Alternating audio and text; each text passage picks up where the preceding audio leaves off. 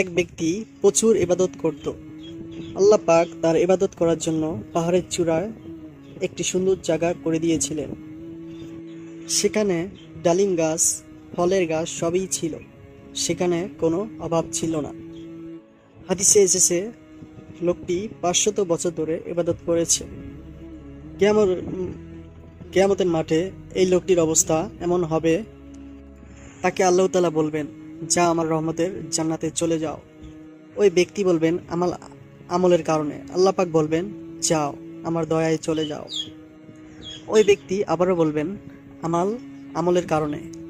আল্লাহ পাক তখন তাকে সমস্ত নেকি এবং নিয়ামতগুলো সম্পূর্ণ আল্লাহ পাক তখন তার সমস্ত আমল নিয়ামতগুলো এক পাল্লায় তুলবেন এবং তার আমল এক পাল্লায় তুলবেন, অপর পাল্লায় তার নিয়ামতগুলো তুলবেন।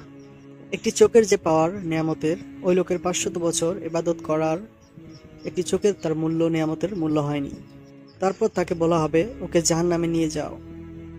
জাহান্নামে যাওয়ার সময় সে লোকটি বলবে, হে আল্লাহ, তোমার রহমতে আমাকে মাফ করে দাও। তখন তাকে জান্নাতে প্রবেশ করা হবে। আল্লাহু আকবার।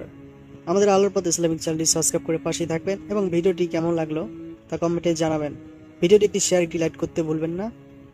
আর আমাদের ইসলামিক চ্যানেলটি সাপোর্ট করবেন, ভিডিওটি শেয়ার করে দিবেন। আল্লাহ হাফেজ।